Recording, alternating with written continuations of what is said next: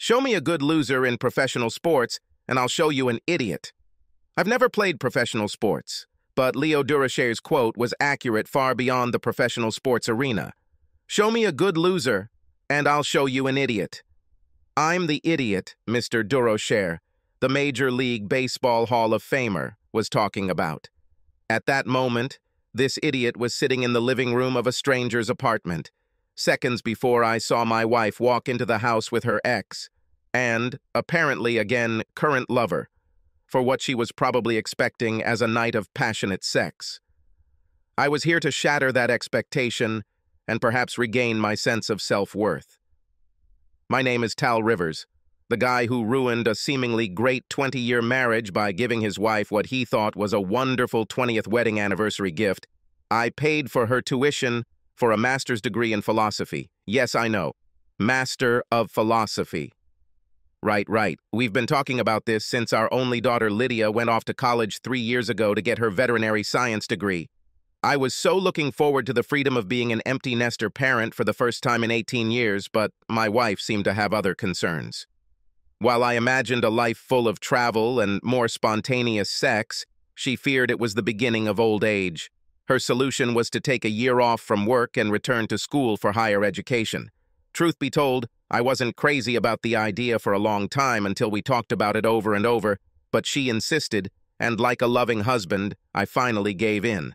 I decided this would be a great gift for our 20th wedding anniversary, and I was right. She cried and hugged me tightly when I told her this. That night, she almost killed me in bed. She was practically jubilant the first few weeks, telling me everything that happened during her days at our local small college. I heard about her professors, her classmates, her classes, and even what she ate for lunch. Gradually, however, these daily reports over dinner were greatly reduced, and after about 2 months, I was practically forced to coax information from her lips, like an interrogator with a suspect. Overall, our communication has become sparse, so different from what it was throughout our marriage. I wasn't born yesterday, and I knew something was wrong. I spent several days banging my head against the walls, trying to figure out what to do. Well, I knew what to do, but it took me a few days to wrap my head around the fact that I needed to hire a private investigator to check on my wife. Being the CFO of a large business gave me access to a variety of professionals, and within 2 weeks of hiring a PI, I realized that I also needed to hire a family law attorney to handle my divorce. Tracy had sex with a guy named Ambrose, who was taking several of her classes.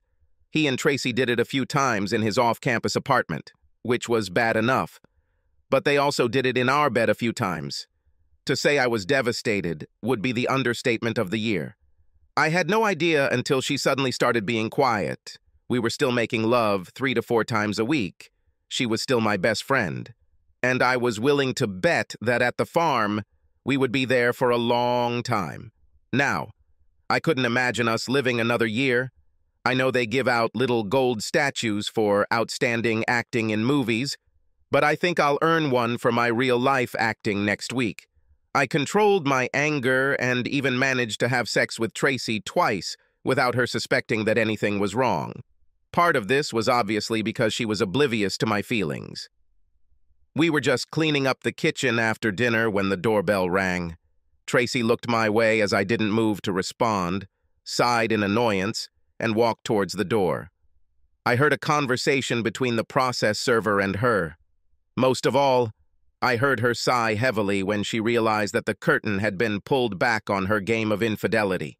I had more than enough time to pour each of us a glass of wine and place them on the kitchen table before Tracy staggered into the room with the ever-present manila envelope. She sat down in her place at the table without even looking directly at my face. "How long have you known?" she whispered before taking a sip of wine. If she had looked up, she would have seen me staring daggers at her. "How could you?" I whispered back. We sat in silence for 20 seconds. 30 seconds. She raised her eyes, but immediately lowered them when she noticed that I was looking at them intently. "What the hell, Tracy? It's time for you to stop pretending to be dumb," I growled. Finally, she looked at me and I realized she was trying to find out how much I knew. "We've been flirting for weeks. I knew it was wrong, but I did it anyway. I'm sorry, she said quietly. Flirt? Is this what you mean? You were with him for at least 2 months? I shouted. Tracy jumped back in her chair as if I had pushed her. Now she understood better how much I knew. She began to shake slightly in her seat. I have videos and photos, I growled. How many more were there, traitor? I've never yelled at my wife before. Her eyes were huge discs of fear. Her mouth moved, but there was no sound. I swear, he was the only one, and it was a mistake. Mistake, Tal, she screamed. It got out of control, but it was just... Don't say that, Trace. Don't you dare. It was obviously good sex because you kept coming back for more. She blushed deeply and lowered her eyes again. She took a sip of wine, then looked straight at me. Should we get a divorce? Tracy asked quietly. I don't want a divorce. Yes, it was incredibly stupid, but it was... She quickly fell silent before she said the magic phrase. Unshed tears filled her eyes. I was torn between anger and sadness. Did you notice you didn't apologize for cheating? You said you were sorry you hurt me, but you don't regret what you did, do you? You also didn't tell me why, Tracy. What did I do to deserve it? She blushed deeply, stuttered, then stopped. She repeated the process twice more before finally finding the words. It was exciting for me when someone started flirting with me. Someone else flirted with me, told me I was beautiful. It made me feel sexy. You understand what I mean? No, Tracy, I don't understand. I answered softly. I've been telling you that you're beautiful for over 20 years. I've always told you that I think you're beautiful. It seems like my opinion doesn't matter. The only thing that matters to you is what someone else thinks of you. Work was my salvation for the next 2 weeks. After work, I spent most of my time at my favorite bar, usually getting into the house just in time to go to bed. Despite Tracy's protests, I spent my nights in the guest room. I had absolutely no desire to sleep with her. Tracy was fighting a divorce, and her lawyer convinced the judge that we should go to counseling. I was extremely dissatisfied, to put it mildly. As I explained to the counselor in my first session, cheating was the mountain I was willing to die on. Tracy knew this and agreed, as long as at least she didn't go overboard. Yes, I know I screwed up. We always said cheating was a reason to break up, she lamented. I didn't do it on purpose. Please, I love you. I don't want a divorce. You broke my heart, Tracy. Hell, you ripped it out of my body. I don't see how I could ever trust you again. I was disappointed when our daughter, Lydia, sided with her mother. I know you're hurt, Dad. So am I. But you've been together forever, and you know you still love her. What would you do without her? You'd be miserable. Lydia always spoke straight, and I respected her opinions. Well, at least most of them. You really have no idea how much she hurt me, Leeds. Remember how upset you were when Robbie Ray broke up with you to date Katie Gibson? Well, multiply that by at least 100. Will that help you? If I screamed and cried and threw things like you, would it be easier to understand if I was more visual? Lydia blushed, and I knew she at least understood my point. But she's a mom. She's not Robbie. You have been married for over 20 years. You must be together. Always. It was one mistake, Dad. One mistake in more than 20 years. It was a terrible mistake, Leeds, and it was more than one mistake. It was a series of mistakes over several months, I said. I expected Tracy's parents to be on the side of reconciliation so they didn't disappoint. However, my parents surprised the hell out of me. I expected them both to be angry with Tracy, but I didn't expect them to try to talk me out of the divorce. I was especially surprised by my father, who always said that he would kill my mother if he ever caught her cheating. I'm not defending what she did, Tal, but you have to ask yourself whether your life would be better with or without her, he said over beer one evening. As time passed, I felt like I was swimming against the flow of the forgive her waters.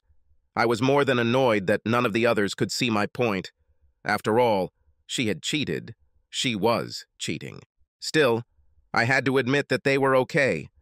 I still loved Tracy, even though I was devastated by what she had done. 3 weeks later, I did something I never thought I would do. I gave up on the divorce, and took Tracy back. I didn't pretend that everything was suddenly fine, and I made it clear that I didn't trust her as much as possible. However, when I told her about it, she cried like a 5-year-old girl with a ragged knee and hugged me so tightly that I finally had to rip her off like a shirt 2 sizes too small. I went back to our bedroom, but it was over a week before we had sex again, although not for lack of trying. There was clearly no love here, and she was at least aware of this fact. I made sure we took it slow, but after about 6 months I thought we were back in a pretty good place, although I was realistic enough to know we would never get back to where we were before. I was still bothered by the fact that for some reason Tracy didn't feel like I was enough for her. "You must think I'm beautiful. You are my husband," she said during one of our conversations. "I understand the adulation and the excitement. Honestly, I understand. But you broke our vows, Tracy. I violated it. Our oaths. We gave them in front of our families and our friends. You know how seriously I took those vows. How would you feel if I jumped into bed with another woman just because she thought I was handsome?" She looked shocked and tears began to flow from her eyes. You wouldn't do that, would you?"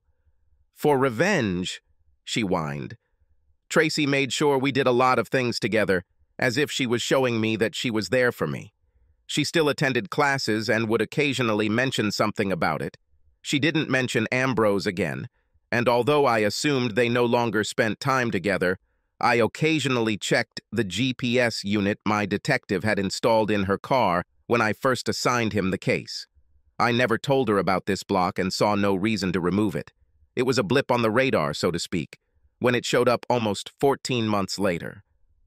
Among the places Tracy went during the week was the apartment rented by classmate Judy Strangland.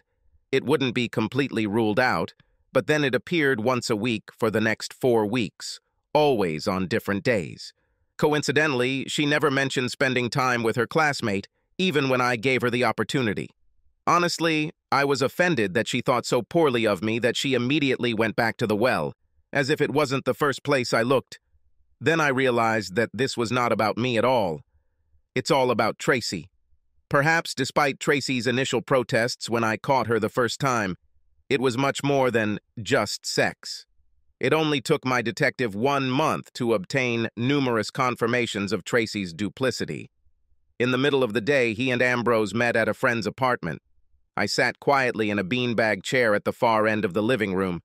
Tracy practically stormed into the apartment, giggling, with Ambrose hot on her heels, his right hand on Tracy's ass. They were so absorbed in each other that they didn't even notice me. They walked into the bedroom giggling, but since they thought they were alone, they never bothered to close the door. I simply sat down in my seat, giving the 2 lovers a chance to begin. "Don't bother going home. You had my only second chance. You bastard, stay out of my reach. By the way, she's yours. As part of the deal, you will get good relatives." I intended to leave by the time she got home, but on the way home I had another thought. This was also my home, and I was not going to give it to her just like that. I sent a message with a very graphic photo of Tracy and Ambrose to my daughter, my parents, her parents, my lawyer, and her lawyer. I didn't include a message. There was no need for this. "Oh, Daddy, did you have to send that letter to your grandparents too?" My daughter whined to me on the phone. "Wasn't that a little overkill?" "I don't think it was too much considering you were all hoping for me to make up with her. Anyway, you are one of those who pushed me to reconcile with her. I just hope you didn't know she was going to continue this crap." She faltered for a moment before finding her voice and loudly denied the latter. "Sorry, Daddy. I didn't know," she cried. I stopped 1 foot from the entrance to the bar and quickly looked around. As usual for a Thursday night, the Unicorn was not crowded. That's one of the reasons I almost always went there on Thursdays. I didn't want or need a crowd. I haven't wanted or needed this for a couple of years. Ever since my divorce from Tracy was finalized, I walked to the far end of the bar and sat down in what I thought was my seat.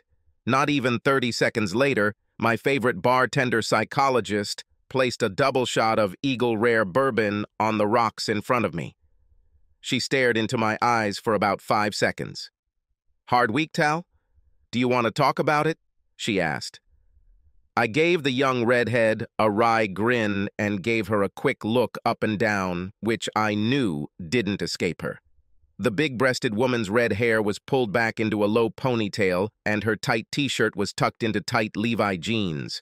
Over the past year, I have become a regular visitor, and Molly Riley has become something of a confessor. She could understand me better than anyone, since Tracy and I broke up. There are days, Molly, when I wonder if I made the right choice. I mean, I know it was the only real choice, but that doesn't mean there aren't days when I don't miss her, or at least the one I knew for the first 20 years or so. Are you sure you wouldn't rather just find a friend with benefits? I could help you find one of them. The other one is much harder to find, Molly said. Don't I know it, Malls? I thought I had it, but I was wrong, I replied. Another customer sat at the bar, about 4 seats down. Molly left to tend to the man's needs. With nothing else to do, I watched Molly interact with a new client. The new client was easy to look at, that's for sure. She was a short woman with shoulder-length blonde hair. Even though she was dressed like a woman in her 50s, I guessed she was about 10 years younger than me. She was wearing mom jeans and a loose-fitting flannel shirt, but as she sat talking to Molly, I got the impression that under the clothes, there was a rather tight body. Who is your friend? I don't remember seeing her here before, I told Molly as she returned to me with another double bourbon. Molly looked at the blonde from me several times, and her face lit up with a smile. I saw something click in her head, so I gave her a minute. Yeah, this could work, she whispered to herself before turning to me. This is Raquel Brignon. She started coming here from time to time over the last few weeks, divorced several years ago due to an abusive husband. She was some kind of nerdy genius in school. She is now a math professor at a local college. Was married for 15 years, finally tired of her husband beating her, Molly said. I'm guessing she's scared of any guy now. She told me she hasn't had a date since she got divorced. You know, maybe the guy she wants is just a few seats away. I could see the gears turning in Molly's head. I started shaking my head. This isn't Sleepless in Seattle or any other chick flick, Malls. This is real life. Real life isn't always pretty, at least not for me in recent years, I said. Yeah, but you're a great guy, Tal. You might be the answer to the question she's afraid to ask, Molly said. We discussed this for a few more minutes. I agreed that Molly could do a performance. After she had prepared a round of drinks for the group at the table, Molly returned and spoke with the woman. They looked at me several times. I felt like I was back in my school days. Molly finally beckoned me with her finger, inviting me to come over. I walked up, feeling as if I was going back to my school days and being asked to go on a date. I watched her deep blue eyes take me up and down as I approached. I laughed inside myself, and I know that on the outside I smiled uncertainty, because her assessment was completely masculine, especially her openness about it. You'll come, she said quietly, making me laugh. Molly made introductions and then went off to mix drinks, I think. I wasn't sure because I regretted how I approached this seemingly ridiculous situation. Seems like being on a blind date, doesn't it? The blonde said, showing me a full set of beautiful white teeth with a megawatt smile that I wasn't expecting. She looked straight into my eyes, and it seemed to me that she was looking for something in my eyes. I know that as a child I would have looked away from such a look, but now I kept my gaze on her. We held this mini stare-off for about 15 seconds. Then, for reasons I still don't understand, I slowly leaned in and kissed her full lips. She didn't back down a millimeter when I leaned in and kissed me back, with the same pressure with which I kissed her. I see that you are a shy and evasive type. This is not how Molly described you to me, she said quietly. I'm actually not sure why I did that, I muttered. This is actually the first time I've done this. She doubted it. I shrugged and raised my eyebrows. Then I leaned down again and we kissed again, a little harder this time. Oh, you can get used to it. I knew I needed to say something. She got ahead of me. So Molly tells me you've been married a long time. How are you doing, Free? Looks like you've settled in somehow, she said, making air quotes with her fingers as she said it, then gave me another one of her bright ones. Smiles. Since I got divorced, I've been on about a half dozen dates, 3 of them with the same woman, a coworker. Thinking back 100 years ago, dating seemed fun. It's not so much fun anymore. Well, if we count it as dating, it's number 1 for me since my divorce 6 years ago. If we don't count it, then my losing streak continues, she said. I'm not sure how much Molly told you. Just the basics, I interrupted. But that's enough. Let me state for the record, I have never laid a hand on a woman. Good to know. But just in case, I carry a .22 and know how to use it. Just saying. We stayed at the bar talking for a couple of hours. I learned that Rocky was 42 years old. According to her, she was never that girl, but was usually somewhere around the popular kids in her small school environment. Sort of like a lady at court. She was diligent and organized. According to Rocky, she rarely went on dates in high school, but when she did, it was usually with a friend of one of the guys who was dating one of the hot girls in a popular group. She considered herself a good girl and didn't have sex until she was an 18-year-old high school senior, with her date in the back seat of his car after prom. The excitement of the moment outweighed the lack of physical satisfaction for her, although her date seemed more than pleased with the event. Rocky went to college to study actuarial science, a discipline that evaluates financial risk in the insurance and financial industries using mathematical and statistical methods. She devoted a lot of time to studying, but also had a lot of fun and went on dates. She had sex with about half a dozen students during her studies, but her dates never reached a serious emotional stage. This stage occurred approximately 2 years after its release. She and a co-worker at the insurance company where they both worked dated for almost a year before getting married. Her husband was 3 years older, and Rocky was enjoying her first real romance. She also liked the new sexual positions that the much more experienced Arthur Martin brought to the bedroom. The couple seemed very much in love when Rocky became pregnant 5 years after their wedding. However, she suffered a miscarriage 3 months later, and this seemed to cause a change in their relationship, which Rocky wondered about in retrospect. 5 years after this, Rocky is almost certain that her husband was having an affair. She became convinced of this when one evening, returning home early from a meeting that was supposed to last longer, she overheard her husband talking on the phone. The ensuing argument turned physical when Arthur hit Rocky on the cheek, which was the last thing she remembered until she woke up in hospital 2 days later. Despite her husband's loud declarations of love for her, the divorce was filed quickly. Rocky's feelings of inferiority and fear lasted much longer, however, and 6 years later she was an assistant professor of mathematics, practically living the life of a nun. Today gone, gone tomorrow, and gone next week. She raised her eyebrows at me teasingly, then laughed. I smiled back, noticing how pleased she was with her joke. No one ever said that you math geniuses are open mic stars at the comedy club, I said, giving her my most innocent look. Rocky looked at her watch and said she had to go. I handed her my phone and asked her to enter my contacts. She hesitated for just a second before taking my phone. Wow. You got her number. That's a big deal considering where she came from, Molly said as Rocky left the bar. I wouldn't hesitate, you know. Act while the iron is hot. I took Molly's advice and called Rocky the next day to ask her out. She agreed. Although I had been on a few dates since my divorce, I still didn't feel comfortable with the concept. I knew I was done with Tracy, but it still didn't feel right, dating another woman. I took our vows very seriously, even if she didn't, and it would take me longer to accept the obvious. However, I kissed her, twice, and she reciprocated. I've never done this before, even when I was a single guy. I couldn't explain it, but I definitely wanted to do it again. Over the next few weeks, we visited several ethnic restaurants, attended a rock concert, a Mozart concert, and a hockey game. She fit into my life just as well as she fit into my side when I had my arm around her. We were in no hurry to get into bed. In fact, it only happened around our 12th date. We returned to her house after watching the movie, and she made us each a cup of coffee with Bailey's infused. I settled down in the middle of her couch, and she sat sideways next to me with her legs crossed over my lap. I kept my hands on her slightly bent knees until I began to slowly massage up and down her thighs. We spent the whole day together, first at her house and then at mine.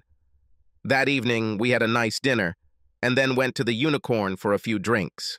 In fact, Rocky insisted we go to the Unicorn because she wanted to talk to Molly. The bar was pretty busy when we arrived, so we both knew Molly wouldn't have much time to talk. But Rocky volunteered to go get some drinks and walk up to the bar while I grabbed a table. I saw Rocky lean across the bar towards Molly. Then they shared a quick hug before Rocky returned to the table with a couple margaritas on pineapple.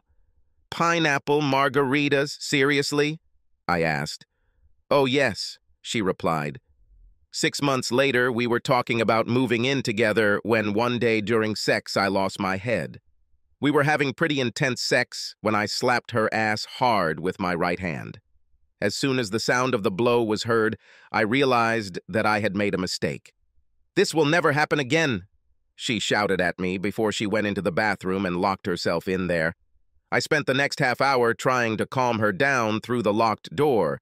Spanking my woman's ass was something I did with Tracy and women before her as a matter of course, but I had to keep her history in mind. Finally, I persuaded an angry and half-hysterical Rocky to leave the bathroom. I apologized left and right for the next 2 hours. "I lost my head, darling.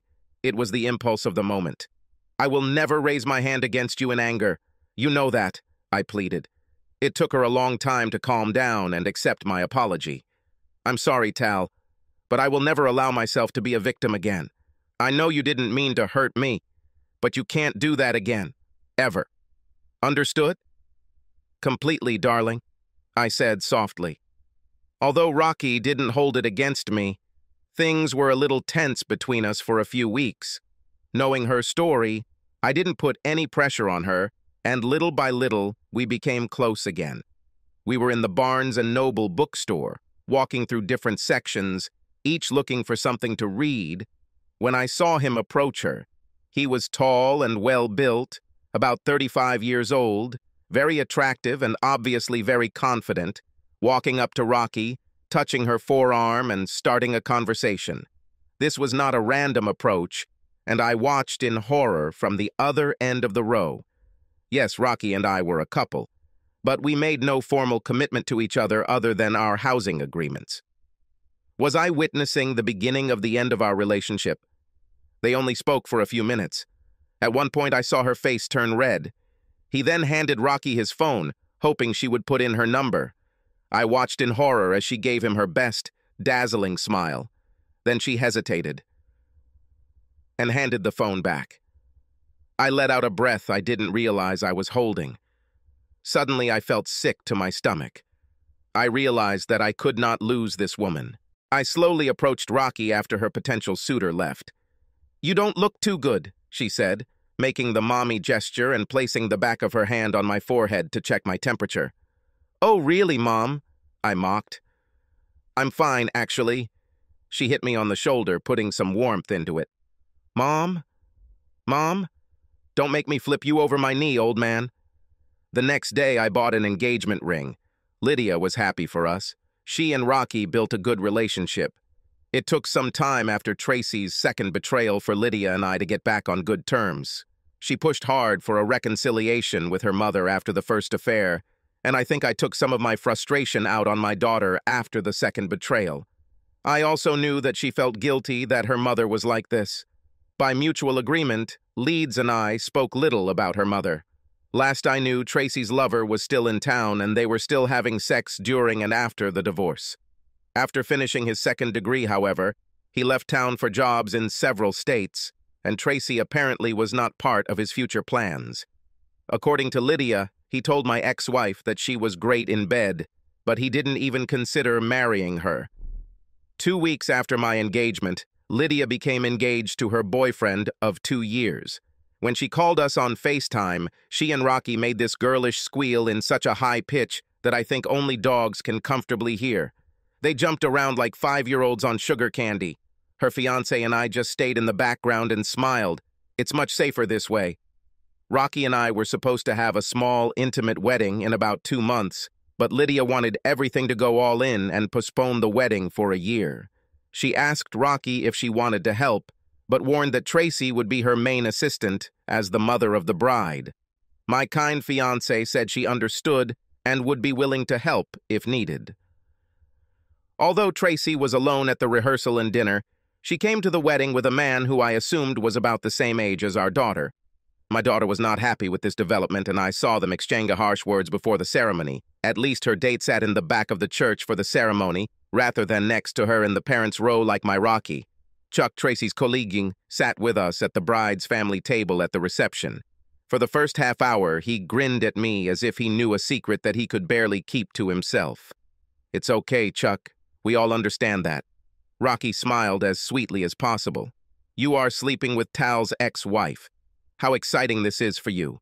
But if you keep grinning at Tal like that, I'll let him go and you'll get your ass kicked right here like a punk." "No problem, ma'am." "I didn't mean any harm," Chuck said in his most obsequious tone. "Oh, Tracy, are you really sleeping with this young man?" "Oh my God," her blushing mother said. Tracy sat quietly, looking at the tablecloth in front of her. I admit, I enjoyed her discomfort. The rest of the evening went much better. In addition to dancing with my daughter, I spent a good portion of the evening dancing with my wife. I also made sure to dance with my mother and ex-mother-in-law. I didn't even ask my ex-wife.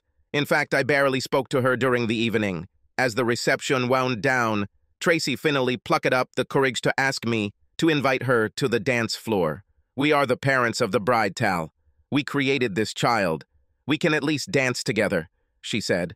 "I've never hit a woman before, Tracy. You know it. But you came like this close. No dancing, not now, never. Rocky is an interior decorator and has to work late at times and a few hours on the weekends as part of her job. I accepted the occasional extra hours and never thought much about it. At least until 3 years later when the occasional extra hours became a regular occurrence. She gave me all the usual excuses that sounded legit when I first complained about it. One day around noon, I was in the area and decided to invite my wife to dinner. However, my attempt was thwarted when the office secretary, who didn't know who I was, told me that Rocky was out on call and would be out the rest of the day. I did not leave my name or number, telling the secretary that I would try to come back some other time. Rocky's absence wasn't unusual, but I found it odd that she didn't mention anything about being out of the office most of the day. This would be something we would normally share over dinner, but lately she seemed to be becoming more distant and communication became more infrequent. Rocky was in the kitchen preparing dinner when I walked in at 5:45 as usual.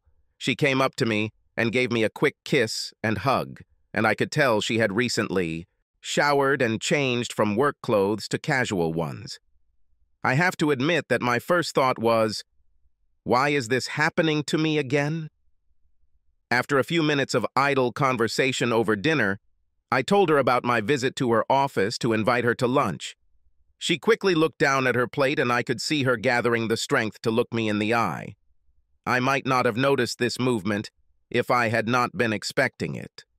"Oh yeah, I ran to the local KFC for a lunchbox. I wish I knew you were coming. I would have made you take me somewhere expensive," she replied wittily. Well played, I thought to myself, wondering how long she had been deceiving me. 2 days later, she called me in the afternoon and said that she would have to work a couple of extra hours in the evening. Under normal circumstances, I would go home and start cooking dinner. Now I drove to her store and grabbed a spot in the parking lot a few minutes before closing. At 5:02 p.m., she left the office, got into her car, and drove off. So much for working late. I tried to follow her at a safe distance, but I'm not a private detective. I got stuck in rush hour traffic and lost it. The next day, I called the same private investigator who had been following Tracy. 2 agonizing weeks later, I had the full report. We were in the middle of another mostly quiet dinner when I decided it was time. "Why, Rocky?" I asked quietly. She chalked mashed potatoes. "Because she needed help, Tal, and I knew you wouldn't let me do it if I asked," Rocky replied. "I understand that part, Rock, but why did you think it was okay to lie to me? You know how things worked out between her and me." She noticeably shrank. Apparently, she didn't really think about it. I, Oh God, Tal, you were following me. You don't trust me. No, you can't turn this on me, Rocky. You betrayed my trust. You betrayed my trust. I never thought that you would do this to me. I put down my fork, stood up, and walked out the door. I heard Rocky sobbing as I left. I was sitting in one of my favorite bars with a glass of Coke in front of me when my father walked in, furious as he was when I crashed the family Ford at 16. "You are crazy?" My father snorted at me in rage. "This woman saved you. Hell, she's even trying to save your ex-wife." "I understand that part, Dad, and I know she's a damn wonderful woman, but she chose the absolute worst way to do it. If I can't trust her, I don't need her. I'm not going through that again." "You should talk to her instead of sitting here and getting drunk," he said, still seething with anger. I pushed my glass towards him. He looked at it, brought it to his face, and tried it. "Ugh, it's cola. You come to a bar and drink cola? I was always worried about you spending too much time with your mother when you were a kid." "You need to think, Dad, and not get drunk," I said. "I love this woman, but she seriously violated my trust, and the last time I gave a woman a second chance, it didn't end well for me." "You have a lot to be angry about, very angry, but it wasn't about cheating. That's a big difference. Think carefully before you do something stupid," he said, before he stood up and walked away. I returned home around midnight. Rocky was sitting, waiting for me. I could see traces of tears on her face.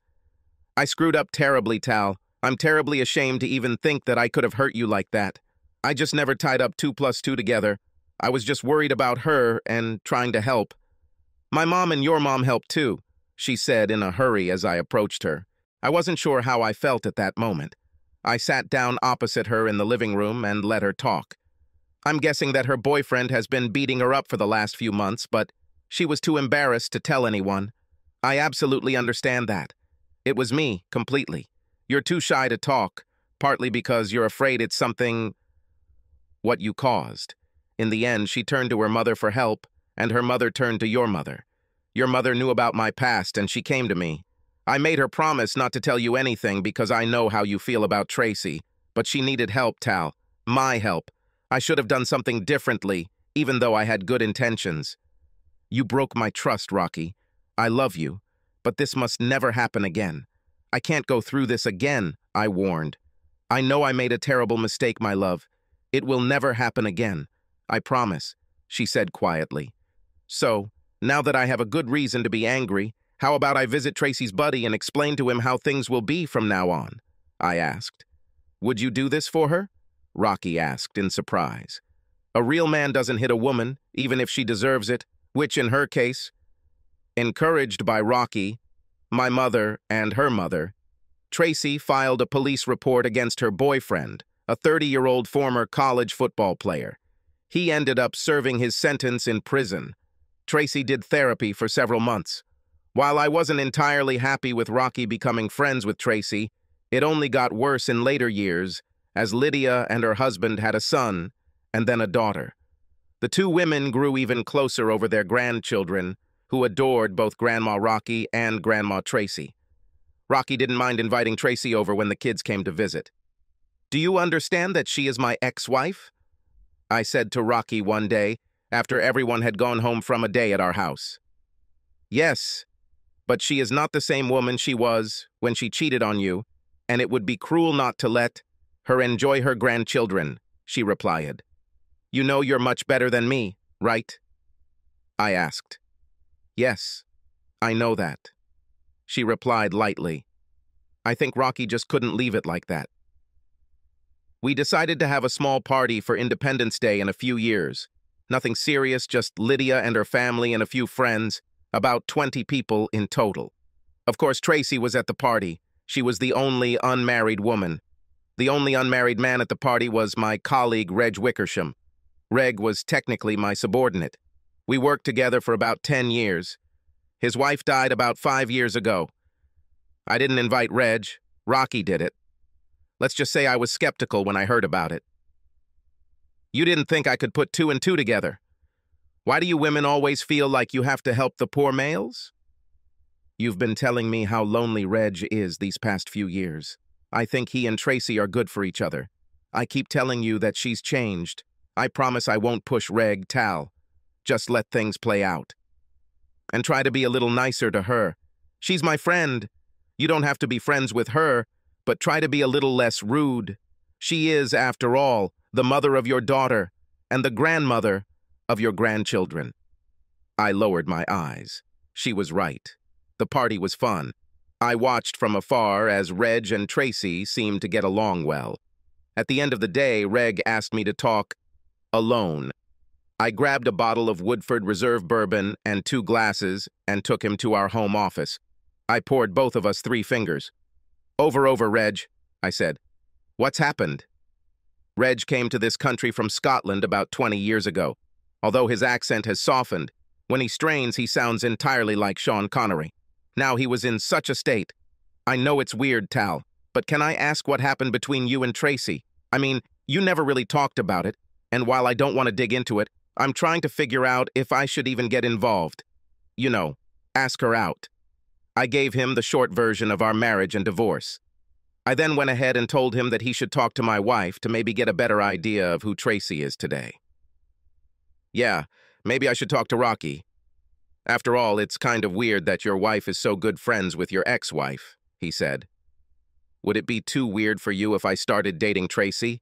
He asked. Talk to Rocky. If you like what you hear, I'd be more than happy for you to start dating Tracy, I said. 2 days later, Rocky told me she would meet Reg for drinks to discuss Tracy. 18 months later, Rocky was matron of the wedding, and I was best man when Tracy and Reg married.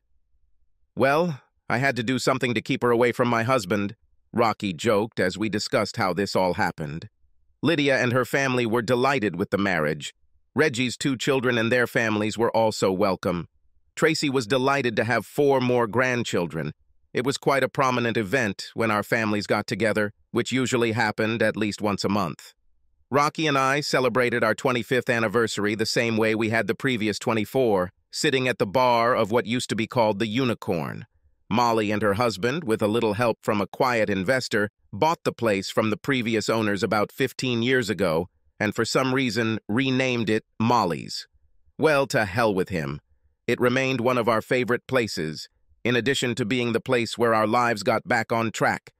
Thanks to a little help from a young barmaid who just couldn't help but intervene in the lives of 2 broken people.